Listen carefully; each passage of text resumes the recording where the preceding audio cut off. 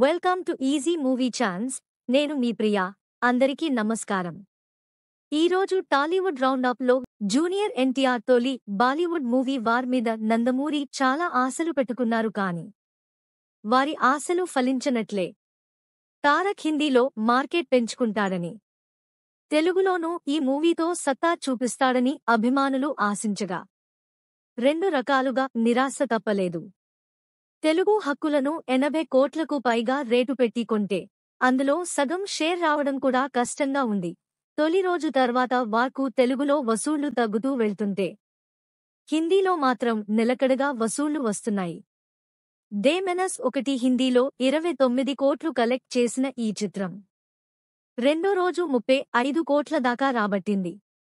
తర్వాతి 2 రోజుల్లో కలిపి హిందీలో ఈ సినిమా 50 కోట్ల మేర వసూళ్లు తెచ్చుకుంది. విదేశాల్లో కూడా వార్ తెలుగు వెర్షన్తో పోలిస్తే హిందీ వెర్షన్కే ఎక్కువ కలెక్షన్లు వస్తున్నాయి. హిందీలో ప్రేక్షకులు అడ్వాన్స్ బుకింగ్స్ పట్ల అంతగా ఉత్సాహం చూపించరు. అక్కడ వాకిన్స్ ఎక్కువ ఉంటాయి. సినిమాలకు పాజిటివ్ టాక్ ఉంటే లాంగ్ రన్ ఉంటుంది.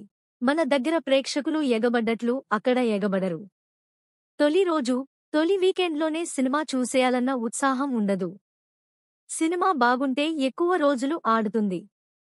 వార్కు డివైడ్ టాక్ ఉన్నప్పటికీ హృతిక్ కోసం అక్కడి ప్రేక్షకులు సినిమాను బాగానే చూస్తున్నారు.